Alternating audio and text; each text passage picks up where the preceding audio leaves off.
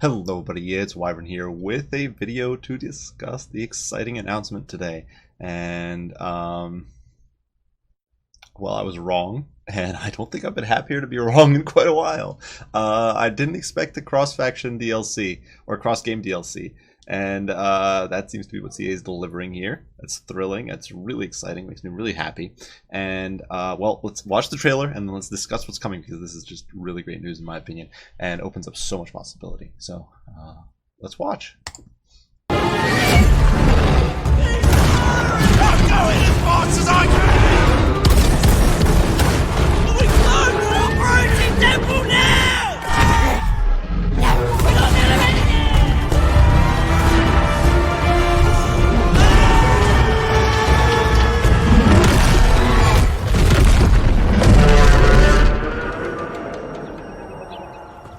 What's taking them so long?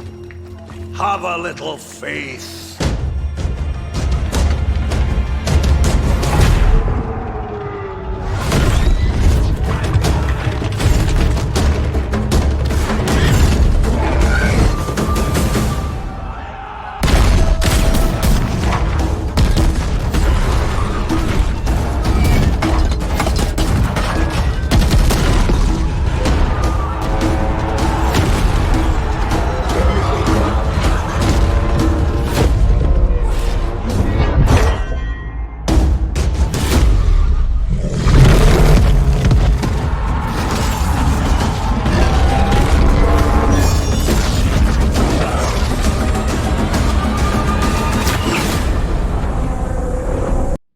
That is just epic and exciting. I honestly, I'm legitimately thrilled, and yeah, that's the trailer for the upcoming DLC.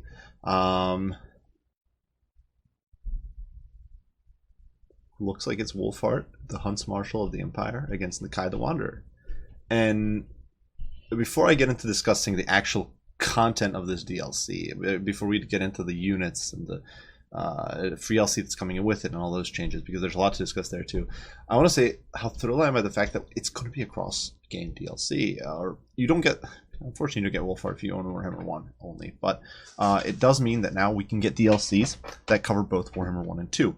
This opens huge possibilities because, for example, the Grom and the Grim, the Eltharion versus the Grom the Punch idea has been floating around for ages, and a lot of people, and myself included, were very doubtful of this and didn't really believe this was possible. But in my opinion, this means that a lot of the factions that have boatloads of content in both games still missing and are not getting, and might not necessarily have like a matchup in the Warhammer 2 already, could now get DLC to fill those gaps. For example, like, honestly, well, it's actually, to be honest, Dark Elves, Skaven, all of those factions still have stuff missing. Greenskins have big stuff missing. Empire could still have enough content after this one, and we'll discuss it in a bit, to fill another DLC.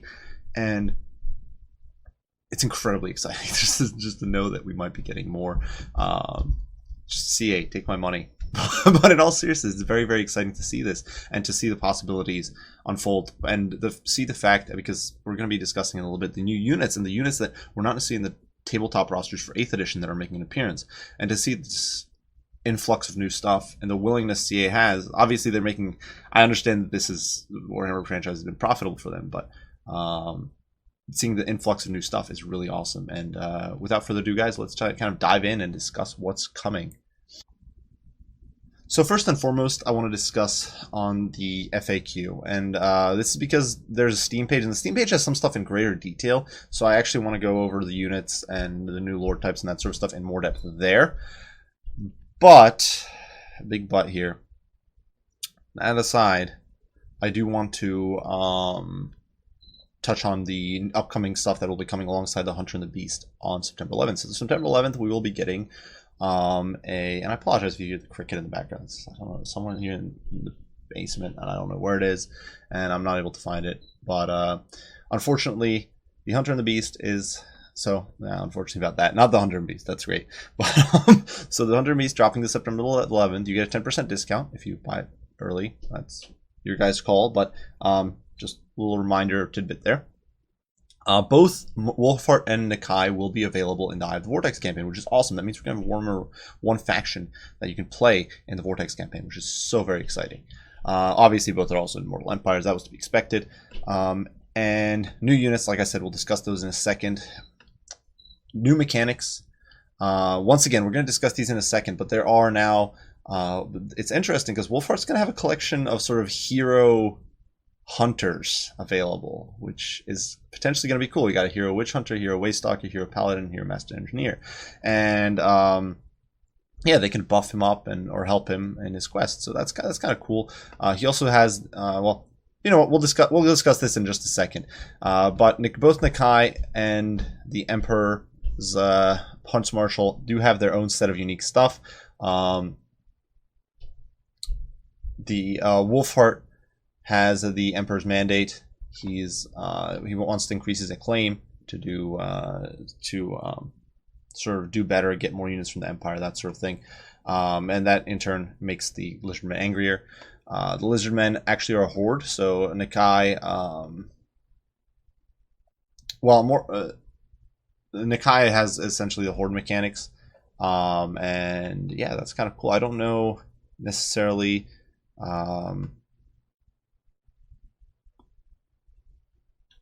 So yeah, Nakai is basically a horde faction, which is interesting. It's an interesting take on the Lizardmen. It's a great way of representing who Nakai is. He's a wanderer who strikes out and helps the Lizardmen essentially in their times of need. He's kind of like their Green Knight in some ways. And I do think it's going to be, or maybe the Grumbrindle, the White Dwarf. Like half the factions of the game have a hero in need sort of guy, but Nakai's kind of their person, and so he is going to have these abilities related to him as being a horde. Some unique rights as well. Obviously, because he doesn't have cities in the traditional sense, he's got new rights. Right of allegiance causes attrition to the enemies of Nakai's vassals. So it essentially, instead of affecting Nakai's himself, because Nakai doesn't control territory, then Nakai's vassals' territories now cause attrition to enemies. So here, the right of rebirth spawns an army to defend your allies. So there's a very big focus here on Nakai's allies. And then there's an ability here that buffs Croc scores. Which, you know, it's cool. I don't know. Croc scores aren't the greatest in campaign. I'm very fond of them in quick match, but not fun in campaign. Now, free LC. This is where we get into fun stuff. Because... well, it's once again, we're just getting this huge expansion of stuff in Old World, and I love it. I love the Empire, but I also honestly love other Old World factions. I love the Greenskins, I love the Wood Elves. So new provinces, Solent and regions have been added within boundaries of the Empire. Solent was added because Balthazar Gelt is being moved there, and that's definitely going to be exciting. Solent is a province that got annihilated in the lore, and the Solent Runefang is now actually wielded by Helborg. So Kurt Helborg, the leader of the Reichsguard. So the Solent province obviously is annihilated, but in this case, I suppose Balthasar Gelt will be getting control of that. There's new mountain pass regions that have been added between the Empire and its neighbors, and there's a new Empire fort settlement system, just like the High Elf Gates, which I think is great. Like, this is really going to spice things up for the Empire, make it interesting to really control the Empire, and there's unique maps. Sorry, I'm smacking into my table. There's unique maps that are going to be associated with these, all that stuff. New provinces and regions have been added to Albion, so who knows? We might see an Albion expansion of some sort in the future. New greenskins and wood, or maybe it's just to help Norska have more opportunities a bit. And then new greenskin and wood elf factions have been added to Drakwold and Wasteland. So this is cool. Should mean that wood elves maybe have an extra good expansion point. Also, just more competition, more contest, more fighting, more unique opportunities, because really the Empire right now is, you've essentially got this blob of Empire factions that forms the core of the Old World, and there's very little difference there. Sometimes you'll have like beastmen run through, and that's essentially it. All your fights are essentially on your borders, but there's no like difference inside. Inside, you basically just ignore your Empire regions until you can confederate them or decide to storm them in like 2 turns, and that's it. But this should spice things up, make things a little more interesting for the Empire. New Empire forts, like mentioned before, new settlement battlefields, which have been added for the forts in the mountain passes on the border. So this should most likely be in the vein of the Wood Elf, the High Elf gates, which should definitely be interesting. As I mentioned, Balthazar Gelt is getting his own faction, the Golden Order. in Solent. The Empire co-op campaign is now available. I'm not entirely sure what this means. I guess it means that, okay, so I guess what this means is that because Empire now has sub-factions, you can actually have 2 Empire factions at the same time. That kind of seems self-explanatory, but I don't know why they list that as a big change. I don't know if we're going to be getting additional free LC units either. They haven't listed anything here, but I feel like we might, especially with the Golden Order. It would be weird if we didn't get, you know, a Golden Wizard. Though that could make Gelt obsolete. The Empire, although Gelt's a cheap choice, so I don't know, maybe Gelt will stick around anyway. The Empire's office system has been replaced with the Elector Count system. This will make it possible to confederate the Empire without going to war if you play your cards right, which is great, in my opinion. That's one of the stupid things. Like, Bretonnia gets this, and to an extent, High Elves have an easy time confederating, but for some ungodly reason, the Empire has a horrendous time trying to get confederations. Elector Counts will sooner die than and get annihilated by Vampire Counts, Greenskins, or whatever, than getting help from the Empire, which really doesn't make sense. So we're going to have new resources, Prestige and Imperial Authority, so you can improve fealty with other Elector Counts, and you can control the Empire better. And you get new unique rune, you get rune fangs and exclusive units when you command a state's capital. So this is going to be interesting. We will see if we get, for example, the Null Ironsides now, or the Caribou Greatswords, units like that, when you command state's capitals, or if we're going to see more sub-faction specific units, like maybe the Knights of the White Wolf, or Knights of Moor, or I don't know, Marienburg Landships, or something like that. This does mean, however, that if you guys are looking to finish some Empire campaigns, finish them now, because you've got, what is it right now? The 29th. So you got like 12 days to finish your Empire campaigns. So chop chop, get them done. Or sorry, 13 days, I guess. I think my math is correct. Is it 13? Whatever. Doesn't matter. You got 30. You don't have much time. You have less than 2 weeks if you want to finish your Empire campaigns without having issues in the future. So yeah, cool stuff. Very exciting news, and it will also eventually come to Mac OS and Linux, which is nice. Either way, yeah, very exciting stuff news. On to the Steam portion of this, because there was a lot to discuss here too. Now, first and foremost, well, actually, we'll look at the pictures at the end, because while pictures are very exciting, I think it makes, well, I don't know. This one seems to be bugged. Why is this one like buggy? This one works. So we are getting new units with this DLC, Markus Wulfhart, of course, alongside archers, huntsmen, war wagons, units like that. And so here we got Markus, of course. And I'm not sure if these are supposed to be the archers or the huntsmen. I kind of assume archers, but you never know. And we do have Razordons coming in for the lizards, as well as some Crocscore variants and Dread Saurians. So that's definitely very exciting. This, of course, we are getting, there we go. Not loaded. I don't know what was bugged there, but we do have Nakai, as well as multiple variants of Crocscores, like I mentioned. We can see some of them here. I do believe there's revered Crocscores with these like weird fists, aren't weapons. This is like the hero squad that I guess is coming in with Wulfhart to conquer the lizards. So that's definitely a little exciting. It's an interesting mechanic. Reminds me a little bit of Vermintide 2, and should be fun to see, if nothing else. I don't know if we'll get those in multiplayer or just campaign. I don't really mind either way. Interestingly enough, the Paladin guy seems to have a greatsword, so I don't know if Bretonnia will maybe finally get a greatsword variant of a Paladin. I don't know. We'll see. It would be cool if that happened, but I guess no guarantee.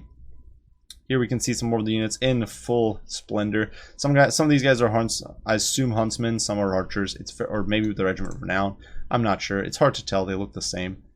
Besides, well, like the green guys, maybe. Like, I don't even know if which of these guys would be like the camo version to be the huntsman. Of course, you can see the war wagons here in the background of the Dread Saurian. Dread Saurian does look a little bit different. I think they changed the model because when I remember seeing the model on Forge World, it looked much more like a oversized Carnosaur essentially, and now it seems to be more of a Necrosphinx type model, which is really odd. I don't necessarily mind it. It's cool still. It looks awesome. Don't get me wrong, but it does look different than what I anticipated. But you know, it's not something I complain about too much. I'm not the biggest Lizardmen player anyway, so I don't really care. I'll be killing them anyway. But still, very cool to see. Now going into the actual meat of the matter, what we're getting: Hans Marshal versus Nakai.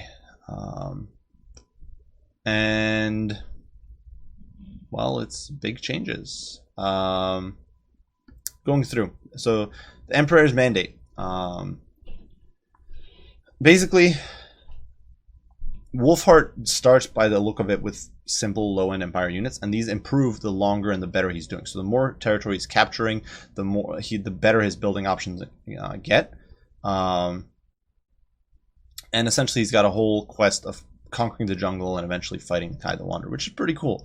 It's a unique way of taking the campaign. And I've really enjoyed some of these specific off-brand campaigns for the Vortex, especially the Tomb King one, but also the Vampire Coast one. I found them pretty entertaining. Do something a little different.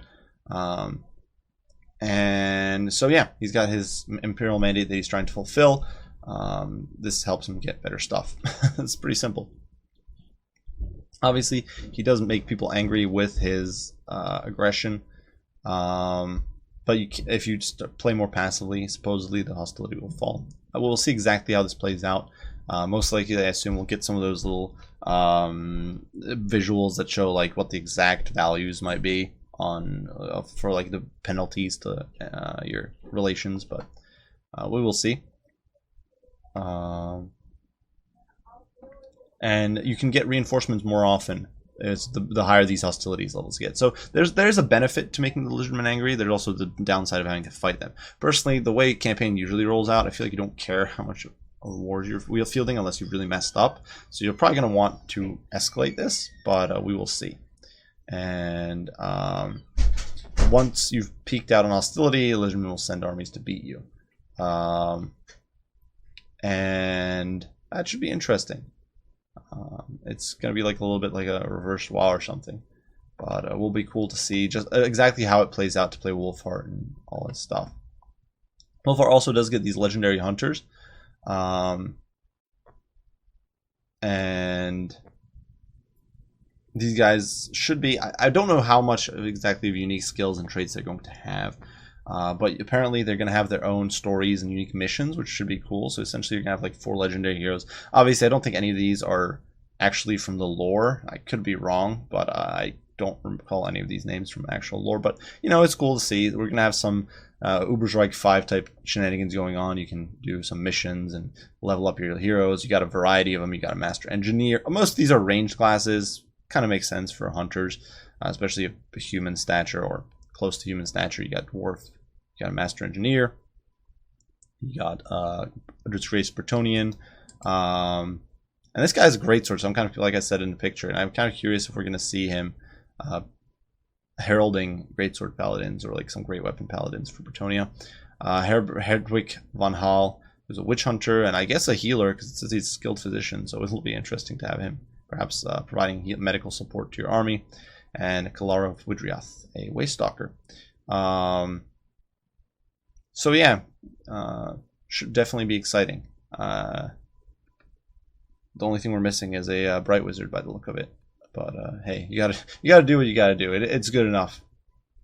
In the meantime, new units and characters, and this is really what I'm mostly thrilled about. I'm not the biggest campaign player, as you guys know. Now, if you get these guys in multiplayer, that would be cool. But if not, oh well. I still probably play the campaign because I like Empire. I play Empire a lot in campaign. But for heroes and characters, or characters and units. In battle, well, Wulfhart's ranged. Who would have guessed? The Hunts Marshal, a guy who literally runs around with a magical bow, is a ranged character. But he's got Vanguard, he's got Stalk, he's got 360 Fire Arc, and is immune to Psychology. So he's like the Empire's Elithanar. He's now I don't think he's going to have the range of Elithanar. It wouldn't really make sense. Elithanar had effectively a bolt thrower on tabletop.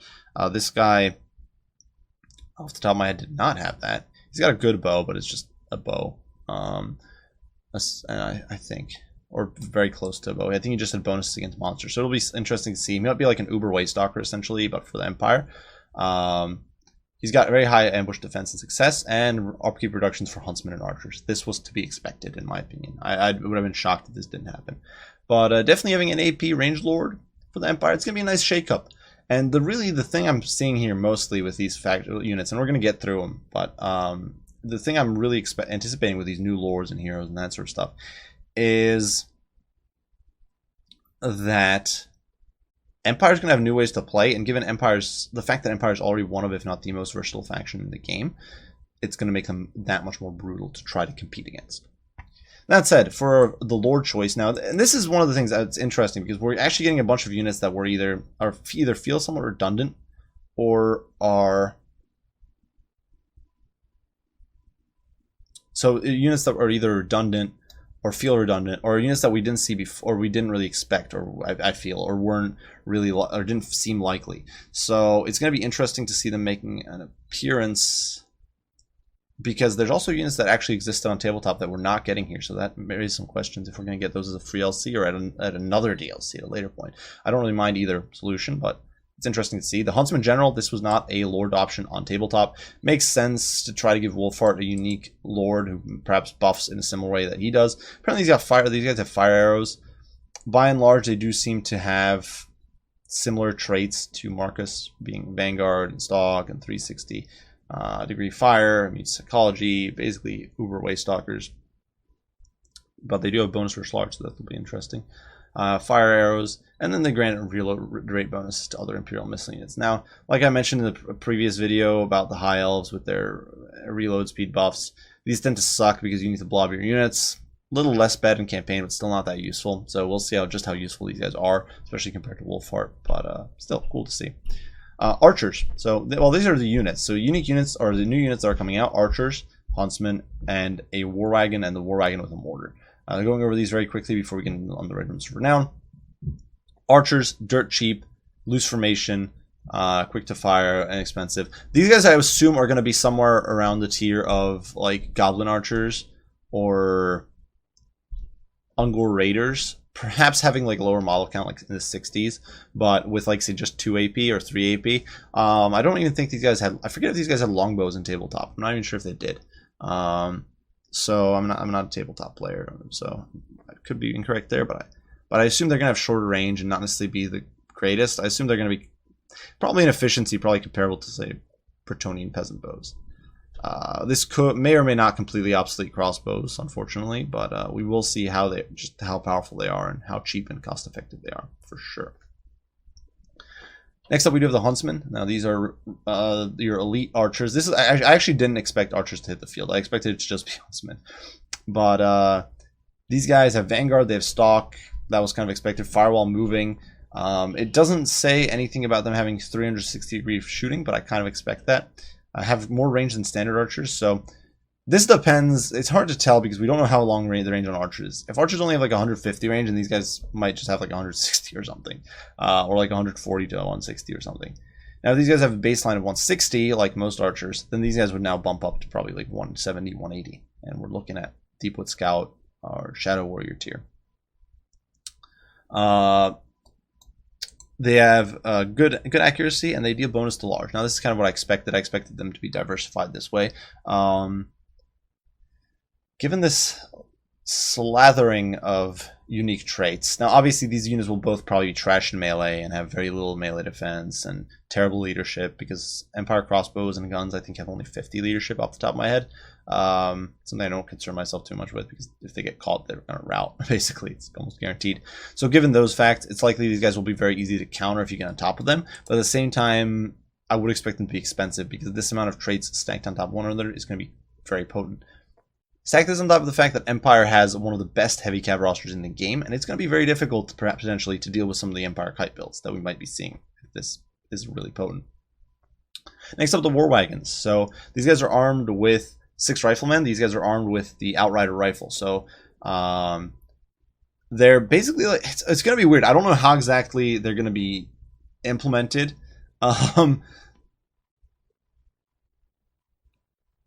I don't know if there's going to be like greater DPS, and these guys, these are going to come in sort of a multi-squad. If you can get like 2 or 3 of them in a squad, or if it's just going to be one war wagon with 6 riflemen in there. How much armor they're going to have. It's kind of difficult to determine what these guys are going to be based on just the description here. It's a wagon with riflemen, so it could be very cool. It could be a sort of cool anchor unit that can flex around. Obviously, probably looking at like 50 to 60 speed, probably in the range of the current Luminarch or the Grand Altar that Volkmar rides on. So I assume that's what the War Wagon is going to be comparable to in mobility. Can be used as a chariot in a pinch. So that's going to be cool. But definitely, it's gonna be interesting to see. Depending on the thing is, this could go in so many ways. I don't know if like the riflemen just fire randomly at stuff around them, or if you can order them to like focus a target, or how the arcs of fire are gonna be. If the riflemen fire from different areas of the gun, or from the chariot, or if you have to like deploy these guys, or if they have good armor or relatively bad armor, how expensive they are. There's so many variables that could mess around with how good this unit is. And then we do have the War Wagon with the mortar. Now, I'm actually kind of surprised, admittedly, that we got the 2 variants of War Wagons rather than the variants on the Steam Tank, because the Steam Tank actually has a War Wagon and a Battle Platform variant. And I felt that War Wagons will be more of a Kislev thing if or when Kislev gets added. Just a little tidbit, but I guess either we're not going to see them or we might see them. Kislev also getting these units, or similar units. But a mobile mortar. So once again, I'm not sure if these are going to come in sets of like 3 or just it's going to be like 1 War Wagon. But having a mobile mortar is potentially very, very useful. And one of the problems with Empire Artillery is the fact that yeah, it's easy to overrun. Against factions like Beastmen or whatever, you oftentimes will just get swamped by trash, and it's difficult to defend your backline. So having some slight survivability there could be nifty. Probably not in the case of the mortar, because it's not really a unit you'd probably bring against Beastmen anyway, but especially the guns to whittle down some of the more heavily armored stuff could be a good choice. Could definitely be very helpful to see these flexible heavy hitters. Once again, cost could become an issue. I see these guys as probably being like a budget steam tank, where they're gonna have much weaker chariot stats, they're gonna have much lower range damage, but they will be much cheaper. So should definitely be very fun to see. And then we do have the regiments of renown for the Empire. We've got the Deathjacks. These are archers that have Stalk, Snipe, Vanguard, and I don't know. And the Stalk and Vanguard, that's kind of cool.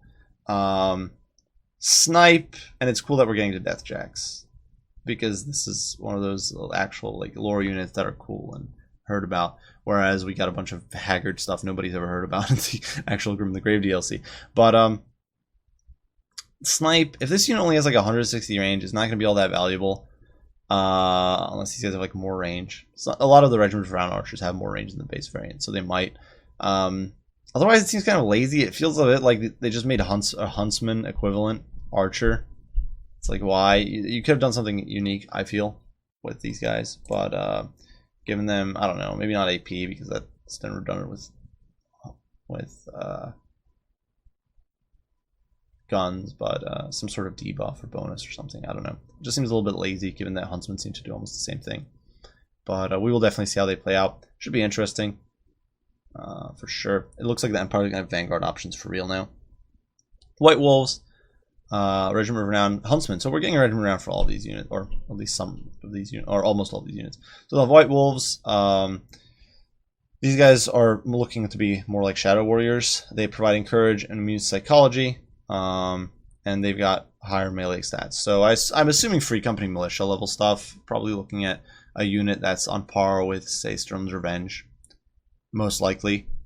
Should definitely be fun to see. Could definitely help. I could see this unit being very valuable if you're doing like an Empire Vanguard build, because you might say Vanguard a bunch of troops, but except Zintler's Reichsguard, you can't actually Vanguard melee cav with your troops.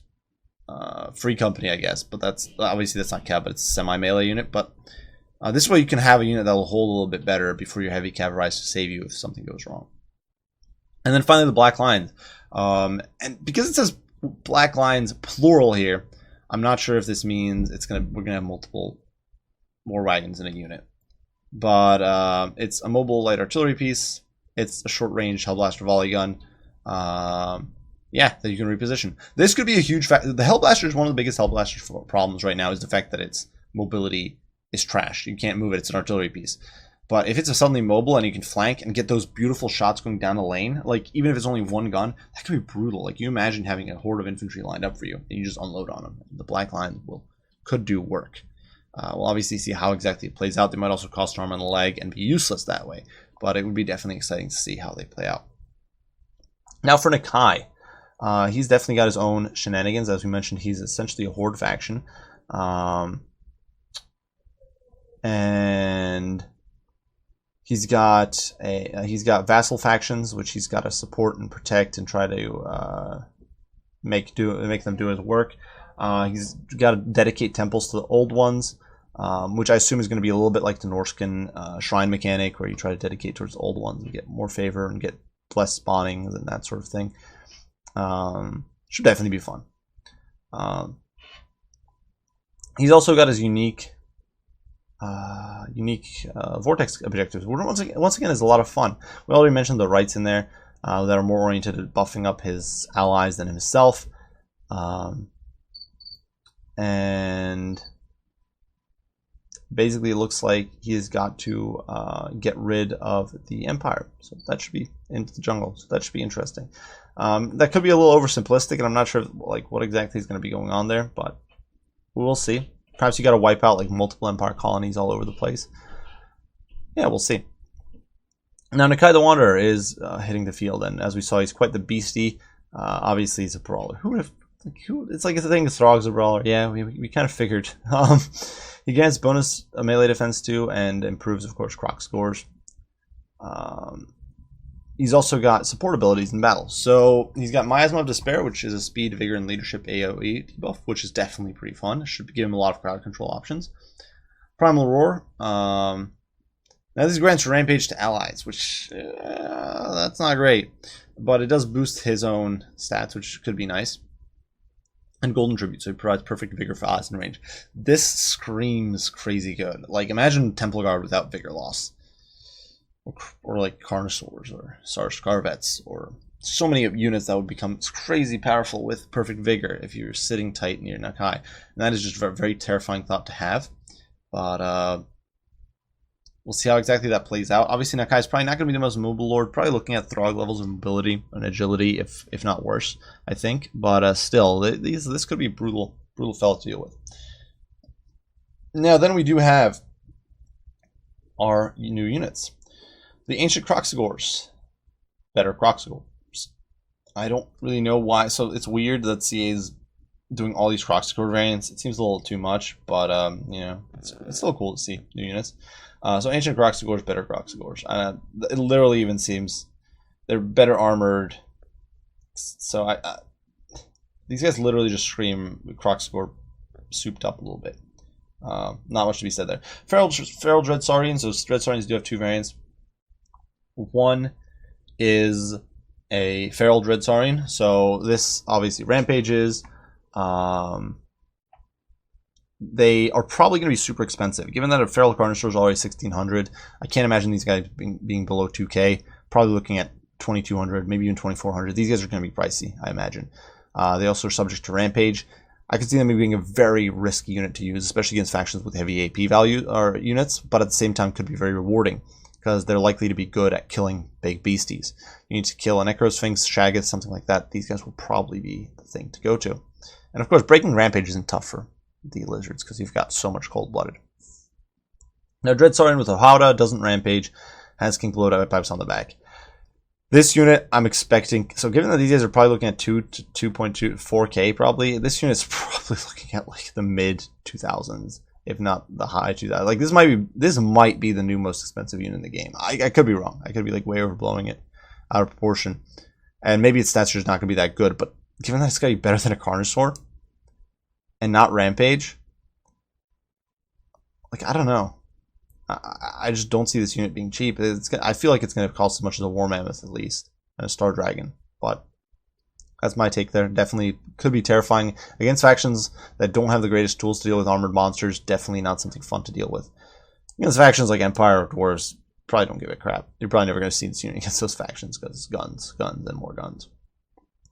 And for Regiment of Renown, we do have the Shredder of Illustria, Dread Saurian Regiment of Renown. So I guess this is going to be like Soul Crusher. I just don't know how expensive these units are going to be. I expect them to be very pricey, but it has a passive aura that reduces nearby enemy leadership. So lizard leader bombs, here we go. Also got Encourage, because the lizards don't have enough Encourage already. The leadership sucks, as we all know. I don't know, but definitely looks insane. Comes with a price tag to match being a 1-unit army. Yeah, I expect it. I'm expecting this unit to be like a, I don't even know, 2.6 to 3K unit. I don't even know. I can't see this unit being cheap, and it just seems insane. Sacred Croxagores. I do believe these are the Croxagores that we saw in the pictures up here. The guys. Why is this picture like bugged? That's image specifically is bugged. Just doesn't want to show. But either way, it's the Croxagores with the golden fists. Is what I expect them to be, and definitely seems exciting. Should be interesting to see these guys hit the field. And these guys are basically just going to be an AP all-rounder infantry. So I assume something in the 1400 to 1500 range, probably something comparable to the Fimir, but we will see how they play out. Exactly, could definitely be very potent. And they've got a Regiment of Renown version that grants armor sundering and has more physical resistance. Yeah, they synergize with SARS. I can believe that. If you're able to armor sunder now with SARS, that's going to be nuts. It's going to be insane. Obviously, their cost is insane. It might be less good. And the thing is that in the matchups where you really want that armor sundering, specifically dwarves, the fact that these guys do magic damage and are probably a very expensive infantry unit, it's probably going to work against you because the dwarves will just focus you down. But still, this just screams brutal. And then the Razor Dons, which we were expecting ages ago and just didn't happen ever, but in the last DLC, I guess. But we are going to be getting them now. They fire grape shot volleys of AP fire. And they're mobile armored infantry under. So that definitely seems exciting. And the Amazon Barbs are the Regiment of Renown version. They do poison, are very precise, and have more missile resist. So that's going to be interesting. This might give lizards a better or interesting alternative to anti-large options they currently have. They might be able to actually shoot instead of melee everything. But definitely seems exciting. We're definitely thrilled to see this cross game DLC taking place, because it's something I was not expecting to ever happen, and it's definitely very cool to see taking place. And I'm hoping that Empire's remaining, because we're seeing that. So now the Lizardmen, I think, besides the Troglodyte and the Skink Oracle, I guess hell, man, I still have to DLC. That's nuts. This really opens the opportunity, I think, for everything to be added into the game and the game to be truly well fleshed out. Which is a very exciting, kind of terrifying balance-wise. Definitely, there's a big risk of bloat, I think, and that is one thing that worries me a little bit, and is perhaps a little upsetting. But it's definitely very exciting to see factions fully fleshed out and reaching their maximum potential. And yeah, I'm absolutely excited and thrilled that it's this Empire hitting the field, and I yeah. Feel the hype, guys. But yeah, I've got nothing else to say. If you guys have anything to your own comments, your own thoughts, your own critique, questions, I can't really answer much questions, I don't think. But hey, you can leave those down below. Any comments? Leave your input down below. I'm honestly thrilled about this, and yeah, I'd love to hear what you guys have to say. I hope you guys enjoyed. Thank you all for watching, and we're definitely going to be seeing a bunch of updates in the future. So definitely stay on the lookout for those, and I'll see you all in the next one. Wyvern out.